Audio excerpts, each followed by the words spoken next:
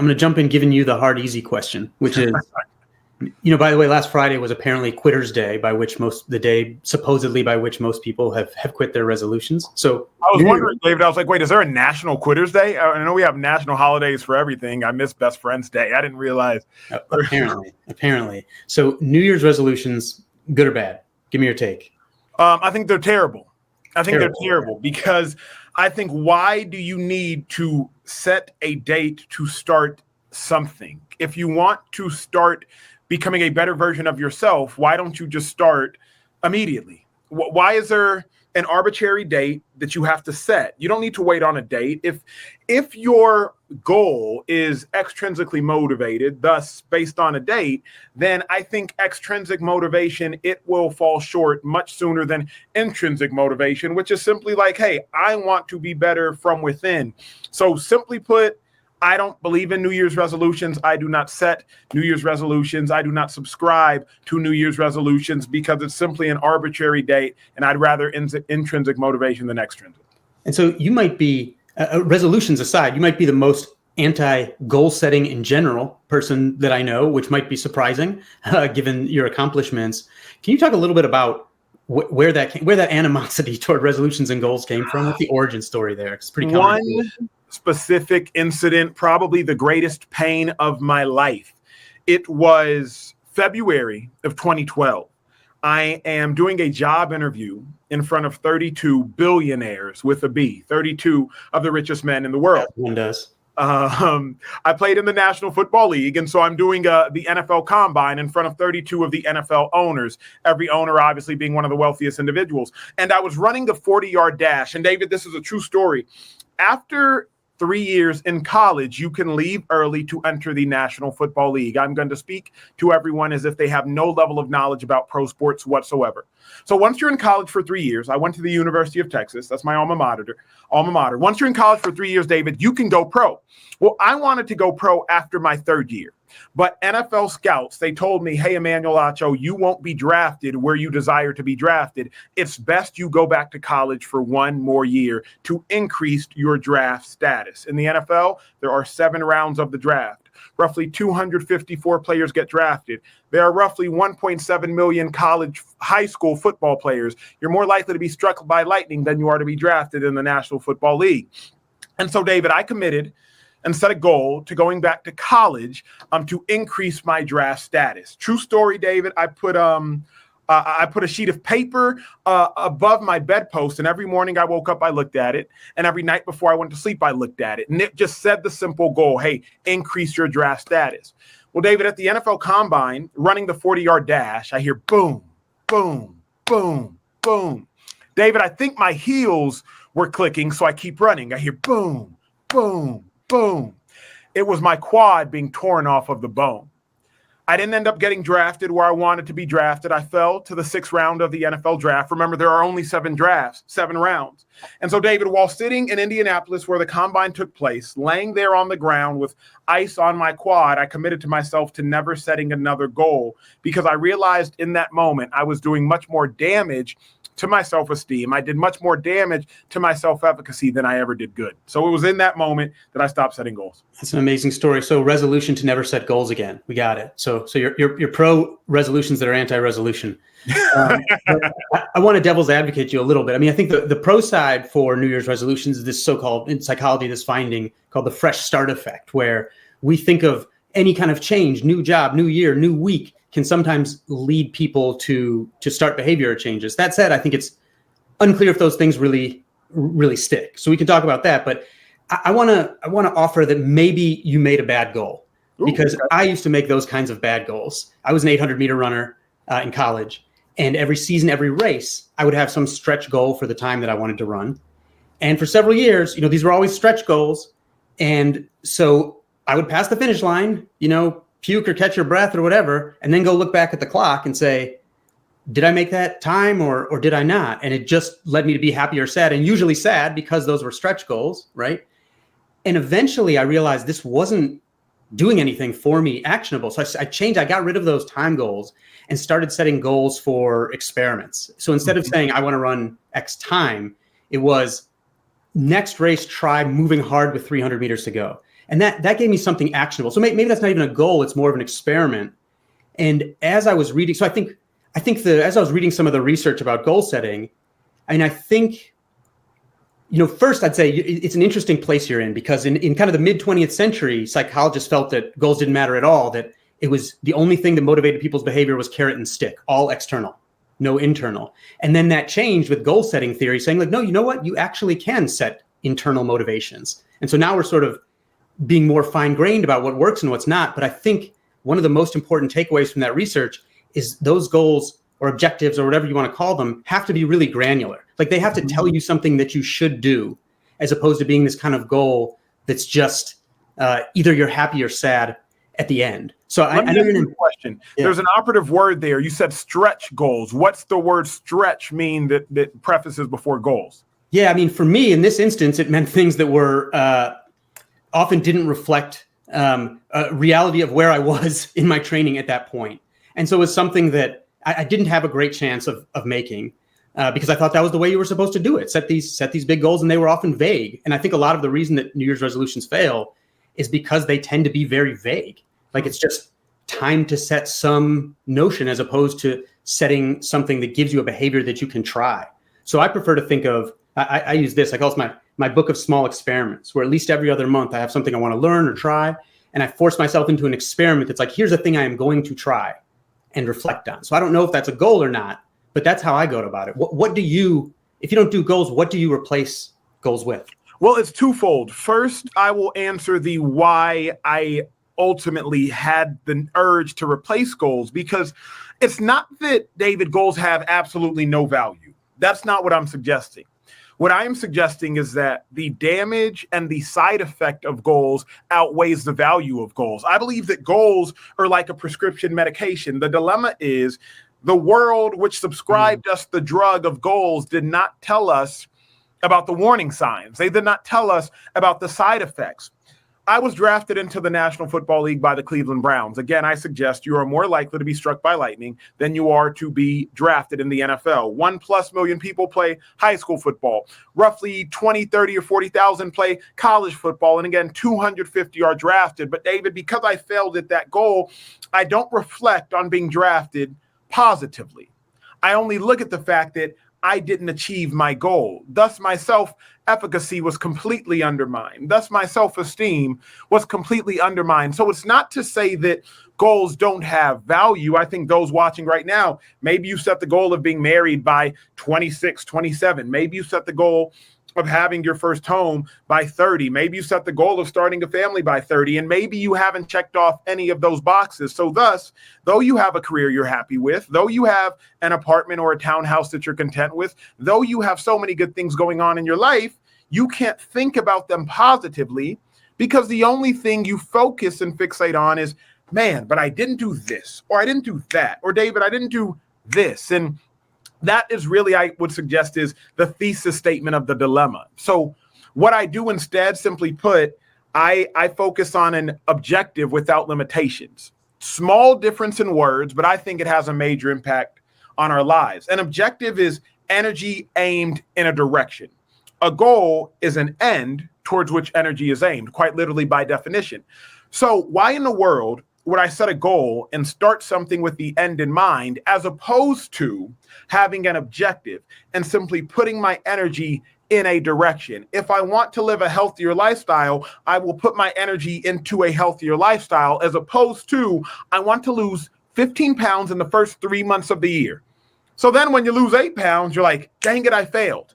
I want to read one book every 3 weeks or one book a month, as opposed to, I want to become a more avid reader. I want to put my energy into becoming a more avid reader. I want to challenge myself mentally. I want to stimulate myself mentally. When we draw these hard lines in the sand, it only leaves us focusing on falling short of the line that we didn't cross, which we set in the sand. So I think you're getting more at behavior change. How do we make proximate behavior change on sort of a daily basis? And I think that gets at some of this research about like, when do objective or goal or whatever you want to call it setting work, when it really tells you what you should be doing in the morning. That's why I favor this approach of the book of small experiments, where it's like, when I was writing my last book and I wanted to experiment with a different kind of structure, So, well, what's an experiment that can give me some of that? And I said, take a beginner's online fiction writing course, specific action.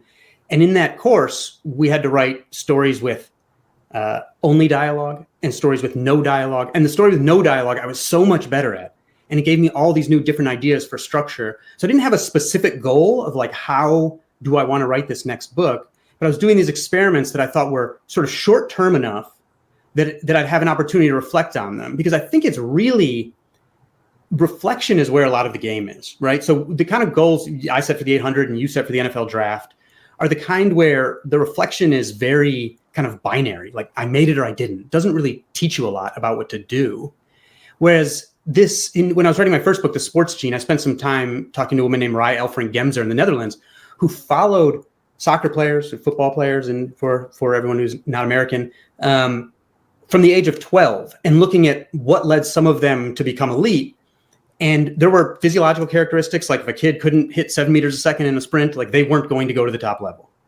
At the same time, there were behavioral traits where you'd see these kids, she had video of them from 12 all the way up to some of them the national team, where they would be going to a coach and say, what are we working on in this drill? I think my weakness is, I think I need to work on this other thing. Like, why are we doing this? And they would take accountability for their learning, called self-regulatory learning. And what Mariah told me was there's, thousands of pages of papers on self-regulatory learning, but what a lot of it boils down to is reflection.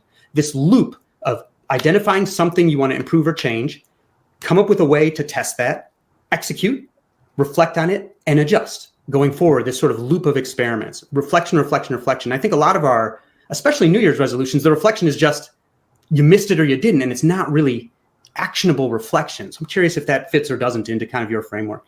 I think that absolutely fits the model. That is a similar model, I believe, to James Clear, Atomic Habits. He focuses on the small steps. He references focusing on the small steps, the habits, as opposed to, hey, you know what? I need to do this. And if I don't do this, well, then I didn't do anything. To me, I love what you're saying about experiments as opposed to goals. When you were talking about running the 800 meters, you mentioned at the start, you said, hey, I want to focus on maybe kicking at the 300 meter mark.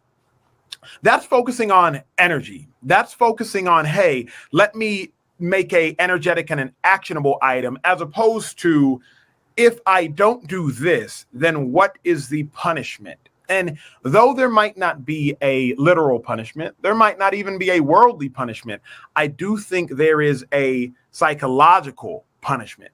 And you know what, David, I'll take it even one step further. And I would suggest, and I ended a previous conversation speaking on this with, the goal you achieve is the penalty you receive for setting a goal in the first place. Because say, David, you set a goal to lose 10 pounds in the first 3 months of the year. And say you lose those 10 pounds in the first 3 months of the year.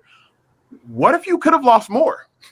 Say you actually set this goal and you think that this goal was the greatest, most grandiose accomplishment of your life. What if you actually could have done greater? What if you actually could have gone further? What if there actually was a greater level of success, happiness, familial, spiritual, educational, or monetary reward that was to be garnered? But because you drew a line in the sand, you were so fixated on that line that what if there was actually greater for you out there? I suggest if I would have achieved the goal of being drafted earlier in the NFL, I might have clung to an NFL career for longer, instead of moving on. And now I've written 4 books and done all the other things that I believe have added greater value, not only to my life, but hopefully have added greater value to society in large. What if you actually do achieve that goal you set, David? I would suggest that wasn't even potentially the greatest thing for your life. I think you're getting at something profound that I saw you say in another interview. I can't remember exactly which one it was, but you talked about, how a goal or an objective, whatever we're calling it. First of all, I like your framing of goals as medicine, right? Because we don't often think of the trade-off, like what are the adverse side effects? So I really like that framing to kind of attune us to what that might be. But I think you said, some of these things you try, it should be a comma, not a period. Yeah. And I think that gets at some of the issue where, it reminds me again of to bring in some of the psychology research. You've got me thinking about this thing called the end of history illusion, which is this finding that people, if you ask, have you learned a lot about what you want to do, what your skills are, et cetera, what motivates you? Everyone will say, oh yeah, absolutely. Well, do you think you'll you'll change a lot, in your values and those things that you believe going forward. Now I'm pretty much finished. And people always underestimate future change. So the fastest time of change, unsurprisingly, is about 18 to 28, but it never stops. And at every time point in life, we underestimate future change. Some of this stuff is silly, like, you can look back at your old haircut and that like your feelings have changed about style. But like people will say that, they'll say that they're willing to pay a certain amount of money. If they take their favorite band today, I'm willing to pay X amount of money to see that band 10 years from now. And then they're asked, well, how much would you pay to see today your favorite band from 10 years ago? And it's like way, way less because they underestimate how much their taste is going to change. And so I wonder if some of what you're getting at and what I'm getting at is when we think of these goals as kind of a period, you're not really being open to sort of the opportunistic pivots. You're almost choosing a goal for a person you don't know yet. Yes. Change is so rapid. Matthew McConaughey became a friend of mine over the last 4 years after COVID.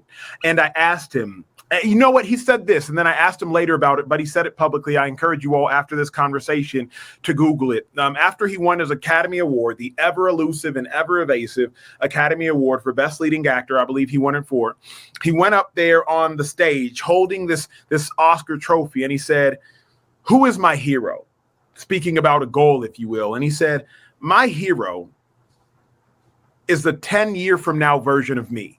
He said, "I'm constantly chasing the person I'm going to be 10 years from now." And he said, the beauty of that goal is you'll never catch it. He said, because I'm always adjusting, I'm always moving, I'm always changing, I'm ever evasive. He said, so my hero is actually, and my goal is actually 10 years ahead of me, because I'm never going to catch that person, because I'm always in this constant form of shedding my outer shell and in a constant form of transformation. And I think, David, you've kind of hit the nail on the head in that goals at times and resolutions at times, they put you in a box and they're too rigid. They do not allow for elasticity. They do not allow for you to actually mature into probably a better version of yourself, because you're so fixated on chasing a goal that you set as a former version of yourself. So again, that's in the side effects panel about goals that we don't read, where yes. This is something we're not usually attuned to, kind of especially around New Year's. Let me share a story that you might find fascinating. It's my best friend. We actually read your book, Sports Gene. I think maybe she read it, sent it to me, or vice versa, back in 2018. Olympic gold medalist in the Rio Olympics. And here's a fascinating story, because in order to go to the Olympics in the 100 meters, or the 4x100 meters rather, David, you know this, but for those watching who don't, you need to finish top 4 at your country's trials, your country's Olympic trials. So at the USA Olympic trials, my best friend, she finishes 4th at the Olympic trials. And curious, she ran the trial meet before we were as close. Curious, I was like, what was your mindset going into that race? Because David, I'm fascinated and I'm a curious person. I said, what was your mindset going into the most important race of your life? And she said, well, the 3 women that I was running next to were all faster than me. It was Tiana Bartoletta, it was Tori Bowie, God rest her soul, and it was a woman named English Garner. She said they were all faster than me, so my goal was to get 4th place. And now, David, what place do you think she got? She got 4th place. And I was like, I wonder what would have happened if either you didn't set a goal or you set a goal that could not have been improved, thus 1st place. I said the goal you achieved was a penalty you received for setting the goal. You set a goal to get 4th place. And getting 4th place is exactly what you did. But there was 3rd place, there was 2nd place, and there was 1st place. So I only wonder what would have happened if you would have set the goal of either getting 1st, or what would have happened if you would have had an objective with no limitations. If you would have set your energy into standing atop the podium, what would have happened? And I just think the goals put her, in this instance, inside of a box. Now, ultimately, if you finish top 4, you get to run on the 4x100 meter relay, because it's 4 people running that 400, running that 1 lap, if you will. So she was still able to go to the Rio Olympics and run the anchor leg in the preliminary round and finish with a gold medal. But that was also confirmation, David, that like, yo, warning label, read the warning signs. If you set a goal, you might just achieve that goal. And what is that achievement actually costing you in the long term? Or is it costing you anything at all? Simply something to consider. I love that. We're kind of coalescing around this idea of rigidity and kind of the downsides of making goals. What would your sort of one piece of advice give? Because I think mine would be, again, that from the literature on self-regulatory learning, we just do not reflect enough. Our goals are often set too far in advance. So they're too vague and not telling us kind of what our behavior should be. And so, again, I'm going to flog it. The Book of Small Experiments, it's Alice, Curiouser and Curiouser. It gives you something, these reflection points. So even if you did set New Year's resolutions, I would argue that come March, and this economist Tim Harford I'm taking some of his idea here. Come March, it should be like reflection time. Because if you just leave it out and it's just I made it or I didn't, you're not doing that really important part of what did I learn and how is that going to tell me to pivot? So that I think would be, we think intuitively that we get all of the information about ourselves, our interests and abilities from just going through an experience. But I think it's pretty unequivocal that we don't do enough explicit reflection. Like you can even look at, cardiac surgery teams. There's some experiments where some will do a certain procedure 100% of a given time and others will do 80% procedures and 20% talking amongst themselves and reflecting. And the errors will go down in the 80-20 group more. So I think reflection, building it in explicitly would be my most important single piece of advice for goal setting, because that's going to make you make more granular goals and take lessons in a much shorter duration. David, let me ask you a question here, because I think part of this is the unhealth with goals, in that oftentimes goals do not afford you the luxury of reflection, meaning what's the benefit of reflection in that instance? When I didn't get drafted where I wanted to get drafted in the NFL, David, reflection was not going to do me any good. It's over. It's done. Yeah. I lost about $3 million in that one day. I've torn my quad. There is not another NFL draft that I could submit to. At the point in which I wanted to be married by 30 and I'm not, 30 not coming back. The next birthday, 31. And the one after that is 32. I could reflect on, hey, is it me? Is it society? Do I need to put myself out there more? Should I try dating gaps? Do I need to get this and that? Maybe I should spend more time at the grocery store, or whatever the case may be. But I do not know in today's ultra competitive society, David, that goals and reflection are related. Because oftentimes, if you set a goal to hit this monetary mark in your business and you don't hit it, that fiscal year is over. So yeah, you could hit it next year, but you missed it last year. Speak to that. I don't know, at least in my experience, obviously, though I was in the athletic industry. In the athletic industry, it is a zero-sum game. Yeah. Do you believe that goals and reflection are actually related? Because once you fail at that goal, you have failed. Door closed. On to the next. Yeah, that's a great point. I mean, I think if the goal is too nebulous, then you're not going to fix it with reflection. So I think something that's a specific behavior that you can test, in experiment, an opportunity to pivot. And there was a question, a question, I think it was Shanta, who asked how we can create goals that are flexible enough to adapt to unexpected changes, but keep moving and being motivated and focused. And I think that gets to that balance of rigidity and flexibility, where I think we should be setting those experiments, right? You have in my head, like I'll have some sort of vague goal. It's just that I can't help it, but I don't know if that's going to actually help me get to it. And it's much more smaller. Here's what's interesting. Who asked that question, David? Shanta.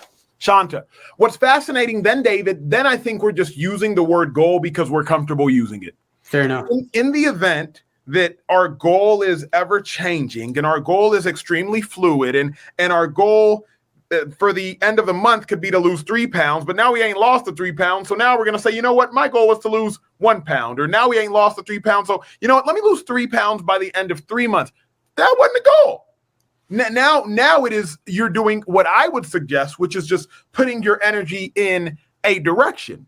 Goals are finite. Goals are lines in the sand. Goals are an end towards which energy is aimed. So if you are, and we are, constantly adjusting our goals, then we're only using the word goal and we're only using the word resolution and we're only using these words because society has conditioned us to use this particular verbiage, which I think we should toss out. Because it's not actually a goal if we are constantly modifying the behavior of said goal the moment we don't meet the goal. Fair. I mean, that's why my preferred language is experiment. But what would you say for someone whose goal comes from some kind of performance goal, from a boss or some higher up or something like Great that, question. and Great then they're question. tasked with changing their Great behavior question. to meet it, and they don't really have a choice? Great question. So early on, I said there is benefit to goals.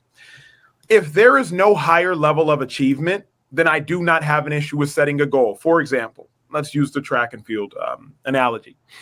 In a relay race, the primary objective is to get the baton around the track. If you do not get the baton around the track, and if for some reason the baton hits the ground and goes into the infield, I will spare you all some of the more minute rules, then you fail. So because getting the baton around the track is of the utmost importance, and you can do nothing greater than getting the baton around the track, yes, set the goal of getting the baton around the track. What I do not suggest doing is setting a time goal, because a time can always be improved. Getting the baton around the track is pass, fail. You can set a goal for that because there was no higher level of achievement. So in the event you have goals dictated by your boss, if it's pass, fail, by all means. If you have to meet a deadline, then heck yeah, your goal better be to meet that deadline, because if you do not meet that deadline, you failed. But selling goals, like if you need to sell, for those that are in selling industries, if you want to sell X amount of units or X amount of dollars, that's when I suggest, man, you might have been able to sell more if you did not set a goal. I would rather do what David, you were suggesting with experiments, what James Clear is suggesting, and I would rather commit to actions daily.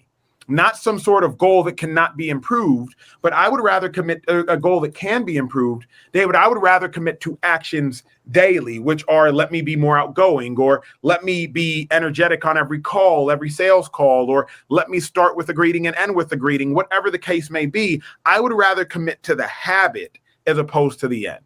I like those. And I think just as semantics, I would call those experiments. I'm going to open up the call like this and see how it goes. Yes. And, yes.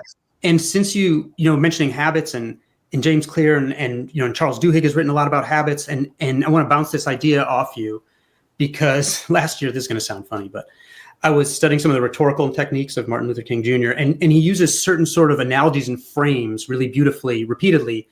And one of them is Odysseus versus Orpheus. So Odysseus, to prevent himself from succumbing to the beautiful song of the sirens, had his shipmates lash him to the mast, right? So he restrained himself. So it's an avoidance strategy. Whereas Orpheus, who was this legendary musician, when he faced the sirens, he played his own beautiful music over them. He's like, I'm not going to restrain myself. That doesn't work in the long run. I mean, again, this is metaphorical, not lashing to the mast. I'm going to replace it with something better. And King would use that to say, we can't just go for the avoidance of hate. We need to replace it with love. And I think that really comports with some of the research that approach goals are better than avoidance goals, but people usually set the avoidance, I'm not going to eat this or that thing. And some of that has to do with habits, right? And to bring it back to habits, as Charles Duhigg sort of wrote about some of this in The Power of Habit, that there's this sequence of a cue that sets you to do something, a behavior that you then take, and a reward. So say you're, sitting at your desk, you want to get up and it's a certain time of day, you go to the cafeteria, you eat a cookie, and the reward, is this sugar rush. And what he argued is, let's not focus on changing the cue, like trying to get rid of the cookie. Let's not focus on changing the reward. Let's try to change the behavior in the middle based on what you think the reward really is. So for him, it was like, actually, I need a few minutes break and to socialize. I don't need a cookie. So the cookie's still there. The time of day is still the cue, but he tried replacing that, getting a cookie, with going and talking with some of his colleagues instead. And I think there's some wisdom in that the cue can be very difficult to change depending on how much flexibility you have in your situation. The reward, not necessarily always sure what it is, but you can try different behaviors to replace instead of just restraining yourself. What do you think about that? That's one incredibly fascinating. I think that is tangential to an extrinsic motivation, right? Because the reward is extrinsic. I am doing this so that I can get said reward. But one, I always believe in changing from within. The outer shell of something is only a result of the inner shell of something. It's only a result of what is from within. It will inevitably flow outward. I believe that truly, if we want to see the changes that we desire to see in our life, it has to come from within. It cannot be, oh, well, some sort of extrinsic motivation, whether it's money, whether it's a shiny object at the end of the tunnel, whether it's the pot of gold. I believe we have to get to the root of the why, because the root of the why will dictate a motivation that will never run dry. The root of the why will dictate a motivation that cannot be extinguished, that will not be relinquished. So I love that, David, because to me, that's addressing the root of the why, as opposed to simply focusing on some sort of external motivation that inevitably will just stop caring about sooner than later. I think this dovetails well to some of the user questions, because some of the questions were a little more philosophical in bent. So I think we should switch over to a few of those, because I think you naturally kind of went there. One of the goals from Fadwa one of the questions from Fadwa was, how can we balance ambition with well-being, especially in a high-pressure world? And I kind of think I have sort of an intellectual hero in that regard, and a fun story. Like I read my Kindergartner, The Phantom Tollbooth, if people know that book. And there's a character called the Census Taker. It's a play on census taker, but census taker. And his job is to help people find things they weren't looking for. And to me, that is like, in our algorithmic life, it's never been easier to find things that you weren't looking for, and to have ambitions that really weren't yours. And kind of someone who made a big impression on me, an intellectual hero, was Herbert Simon, who was one of the founding fathers of AI, one of the founders of cognitive psychology. And one of his most powerful ideas was satisficing as opposed to maximizing. He said people often want to maximize. They want to make the optimal decision, meet the perfect goal, only the gold medal, not the silver medal in their respective life. He wasn't talking about sports. But you can never really maximize, because we have limited brain processing capacity. You can't know the alternative possibilities. You can't process enough information to compare all of those, brooms on Amazon and find out which is the best one. And it turns out that the maximizing tendency is almost always a bad thing to be for psychological health. And so Simon himself said he was a satisficer. He would wear, he had, a certain pair of shoes he wore in one season and another in another season, a certain hat, then he'd only get one when it ran out, because he wanted to save all of his cognitive bandwidth for his work, where he really wanted to dive in. And in other areas, he satisficed. And you could almost accuse him of having, low ambition if he hadn't won the Nobel Prize, the Turing Award, and like the Lifetime Psychology Award, right? If not for his trophy case, you might accuse him of having low ambition. But I've kind of taken that and set areas in my life where I'm proactively going to satisfice and say, this is good enough. So when I'm writing a book, for example, it's got to be an 8, 9, or 10. When I send out a newsletter, if that's a 6 or a 7 or a 6.5, that's an okay place for that to occupy in my life. And that was a very foreign idea to me. So that idea of satisficing, I really like, as sort of a personal philosophy. What do you think of it? Because it can sound sort of like you're just snapping good goals. That's beautiful, and I'm going to steal that. I do not know. Who asked that question again? That was Fadwa. Fadwa, I do not know, Fadwa, if you can balance ambition with well-being. I went to the Paris Olympics this past year. Track is my first love, though I played American football. I went to the Paris Olympics this first year. Now, what I will challenge all of you all to do the next time you're watching a Olympic type of race or an Olympic caliber race, look at the silver medalists, those that finished second, versus the bronze medalists, those that finished third. The bronze medalists are often happier than the silver medalists. Now, you ask yourself. And they live longer. Why in the world, and David, you may have studied this or written about this. Maybe I'm taking it from you. I do not recall. Why in the world are the bronze medalists happier than the silver medalists? Because the bronze medalists, they're just happy to have made the podium and gotten a medal. But the silver medalists, they are upset that they did not get gold. Ambition, gold medal. Well-being, happy versus sad, if you will, to take the most basic form of that conversation. One individual is so ambitious that they all wanted gold. But because one got silver, they're like, dang it, I could have got gold. One got bronze, and they're like, man, I could have got fourth.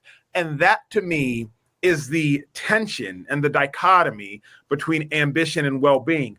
I wanted to be drafted in the first 3 rounds of the NFL draft.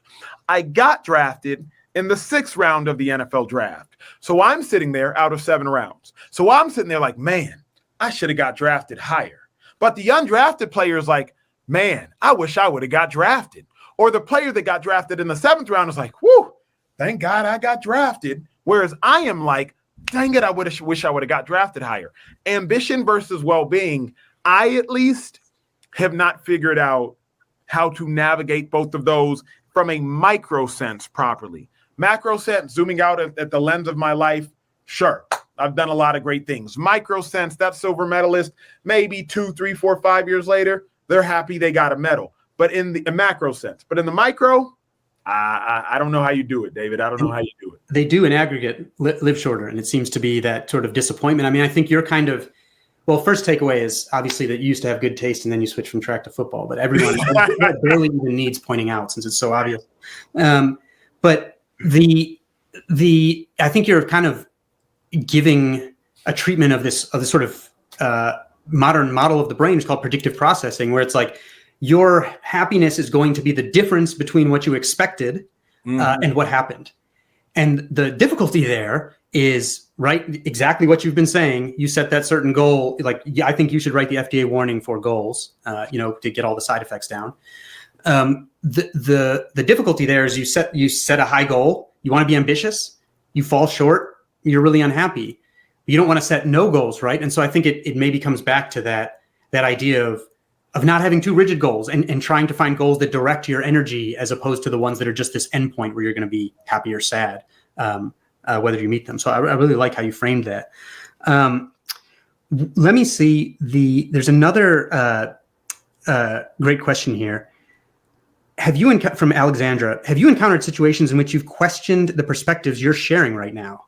And if so, what do you believe happened in those moments that sort of caused you to falter? I'll just say I'm an inveterate flip-flopper. Like, I would not make it in politics. I flip-flop all the time because I think when we learn something, we should update our behaviors. And I think, has something changed? I mean, right now, since we're sharing this perspective, I wouldn't say between starting this talk and now that a perspective has changed, but my perspective certainly changed about goals in general, where like when I was a teenager, I had all these long-term goals and I ended up doing none of those things. And every project in my life that has mattered has been an opportunistic pivot to something I didn't expect. Mm-hmm.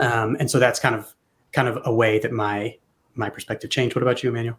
I believe in always evolving and always changing. One of my favorite books by Chuck Klosterman, But What If We're Wrong? Mm. And so I'm constantly asking myself, hey, what if I am wrong about this? What if I am wrong about that? As it pertains to my lack of goals, I think that an objective with no limitations, it is the safest, healthiest, and most efficient way to operate. Again, there is value in setting goals. There's just a cost that I personally am no longer willing to pay. I have also lived a much more maximal life by letting go of goals because I'm no longer stuck in this box. I believe this question is from Alexandra. So Alexandra, I'm no longer stuck in this box. Now I have the freedom to create. Now, okay, sure, I'll write music. Okay, I'll write animated shorts. Okay, I'll write books. Okay, I'll do sports shows. It's no longer like I have to play football and get drafted here. So I am constantly evolving, but as it stands now, for me, an objective with no limitations, it gives me the room for the evolution that I need within this freedom of no limitations, as opposed to what is finite in the goals of it all. Related question to that from Maximiliano, who asked, what's one belief about success that you've had to unlearn yourself, and how has it changed your approach? That one's easy to me. And I think that's the so-called arrival fallacy, where I kept having this idea of if I write a best-selling book, if I, make it to Nationals 800, all this stuff, like, then I will have arrived, and then I can do all this other stuff about like trying to be a happy person and cultivate friendships and all this stuff, because I just got to arrive at that thing. And you never arrive. Like, you do that thing, and you're still you, right? It's like you go to the top of Mount Everest, you're still you. Or like, I always think about it like, these experiences can change you, of course. But I think that idea that there'll be somewhere where you arrive, you get into the right college, you get the promotion, and suddenly all those things that were plaguing you, like, now it's fine. Now I can relax or do the things I want to do. I think that's just usually not realistic and not so helpful. So I had to unlearn the arrival fallacy, because I really had this idea that I would do certain things, just get those off my plate, and then I can focus on some of these other things I want to do. But if you do something well, your plate only gets more full. And so at one point I had I enlisted some help out of virtual assistants to sort of help me manage some of those things. And I realized that that trying to be more productive in some of these opportunities I had was sort of a trap because I was the bottleneck. Like my brain was the bottleneck. I could not get to all these things, and having them, knowing where they were, like having an A, B, C, D list for email was actually worse because if I saw them, I felt like I needed to do it.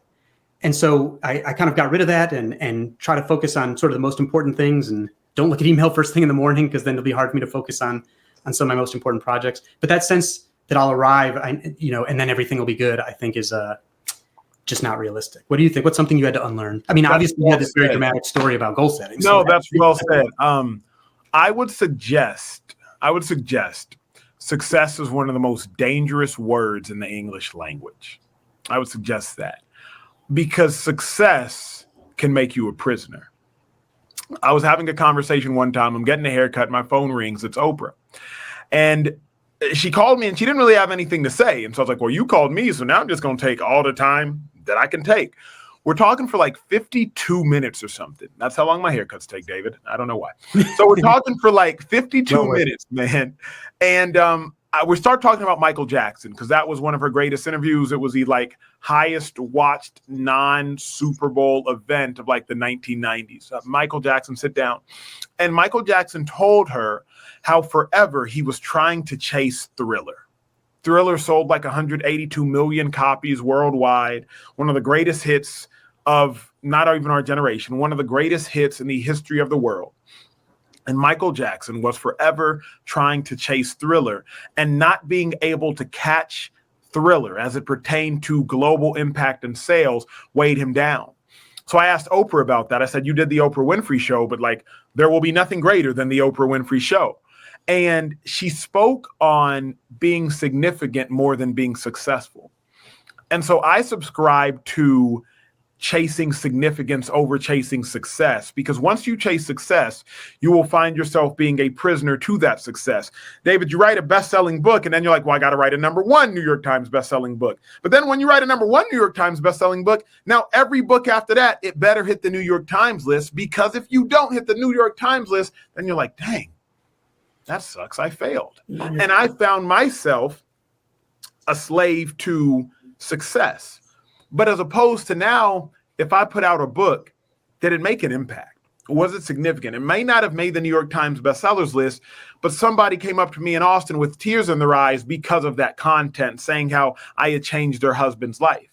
If I come out with another episode of Uncomfortable Conversations, it might not win an Emmy Award, but someone might come up to me and say how they sat down with their kids and they watched it and it had an impact on the trajectory of their future. Success is a dangerous, dangerous, dangerous, dangerous word. And I used to be a prisoner of success, but I found the key and now I'm trying to find a way to get all the way out. Success, I don't subscribe to success. That word success, David, it has kept me up way too many hours of the night. It's interesting because we're obviously coming from, a fortunate vantage point and having accomplished some of these kind of creative goals, creative objectives, just done things that where we've had freedom over some of the things that we've accomplished. And you hit a sort of nerve that sent like a bolt of fear through me about, you say, the next book has to be a bestseller, because I'm finishing up one right now and really feeling that pressure. And the way I sort of tried to take some of that off myself was, instead of viewing it as like I have to live up to the sales numbers of the last one, which I fortunately was reasonably good at not tracking very well. It's like you got to lose your password sometimes.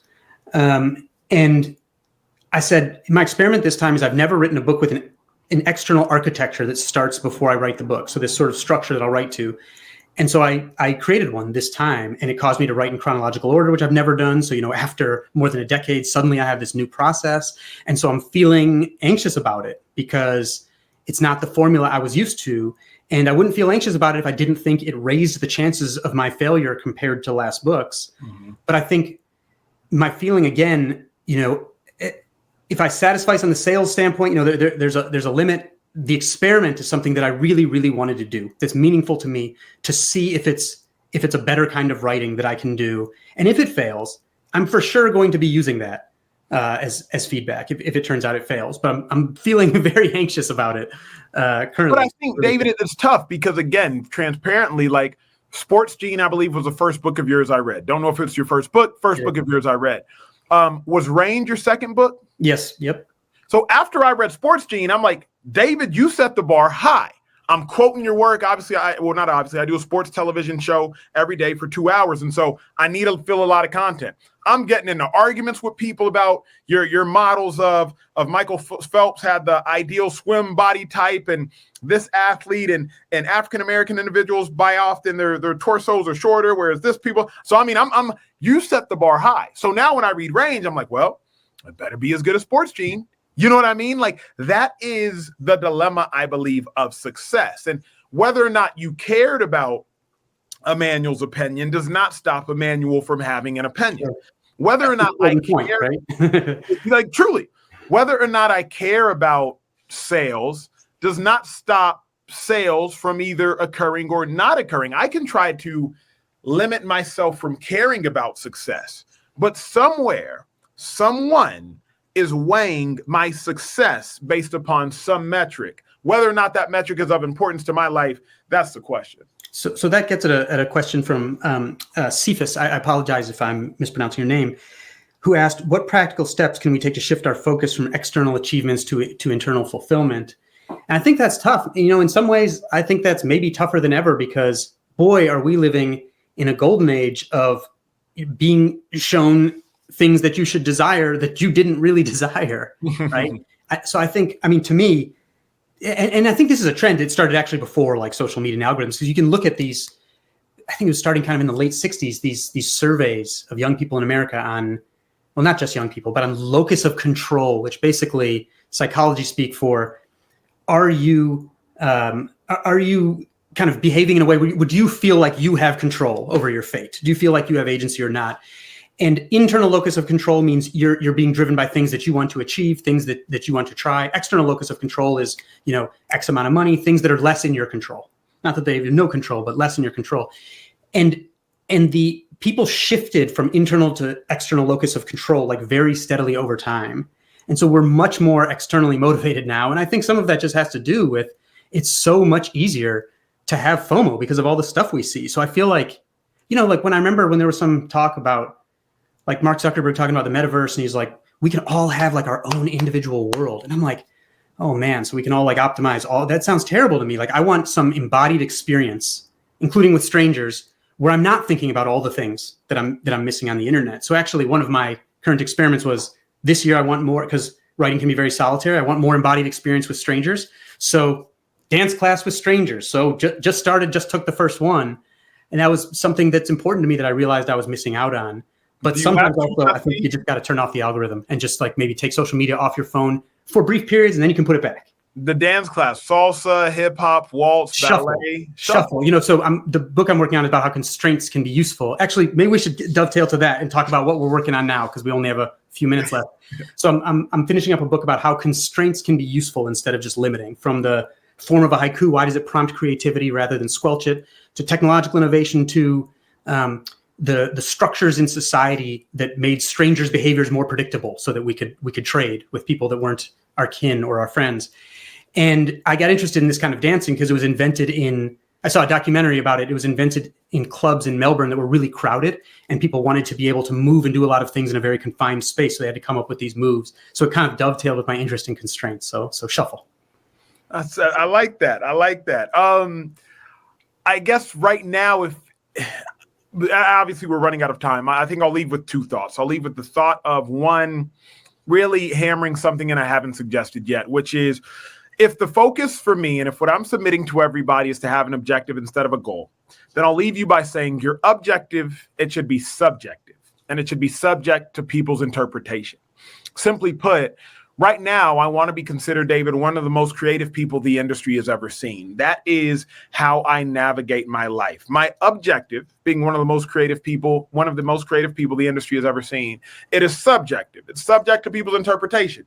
David might be like, wow, Emmanuel Acho is very creative. Others might be like, nah, it's not for me. Whereas a goal is finite and everybody can say you passed or you failed. My objective is now it's subjective. Thus, there is no way for someone to say that I failed. It is simply, hey, it's subject to your interpretation. As for kind of current works, man, I'm constantly creating. Because I am chasing being a creative. My next book will likely be a book about grief, an uncomfortable conversation about grief. I want to move into that space as I continue to navigate aspects of mental health. I think I'm also currently just working on different types of creation. I'm working on different types of songs and different types of animated shorts. I'm working on continuing to put content into the world, because if my objective is to be one of the most creative people the industry has ever seen, not only must I create, but I must also create a wide variety of things to both please my desires and hopefully satiate some mental appetites in society. I love it. Last thing, we're going to do lightning round, 2 sentences each. The 2 tips you'd most leave people with. Mine are book of small experiments, for yourself and for a kid. Like I take it to my kid. I don't tell him what to do, but when he does something, I try to heighten the reflection, the amount he learns from having done that thing. What worked, what didn't, what did you like? And second one, pick spots in your life to satisfy, make it a practice. You don't need to maximize everywhere. Some people do that naturally, but a lot of us could, I think, be more productive if we picked the spots where it's okay to satisfy, since maximizing for a finite individual is limited anyway. I love that. I will share something I heard most recently. Focus more on how your life feels to you than how it looks to other people. I think that suffices the entirety of the conversation we're having. If your goals are extrinsic, then oftentimes it can be about how it looks to other people than how it feels to you. Focus more on how your life feels to you than how your life looks to other people. And lastly, I would suggest be the change you want to see. Be the change you want to see rather than kind of doing the change that you want to see. Quite literally, be the change. David, I've never drank a day in my life. I don't have an issue with people that do drink. I just don't drink. When a bartender comes up to me and says, "Hey, would you like to drink?" I'm like, "No, I don't drink." I'm not drinking. I don't drink. And so those that are setting these goals or objectives or experiments, whatever the case it may be that. Don't just do that. Be that, because there is a difference. So you were sober when you switched from track to football, which is surprising. To each their own. Thanks for the great questions. Really enjoyed the Mender questions. Sorry if we didn't get to all of them. Thank you all.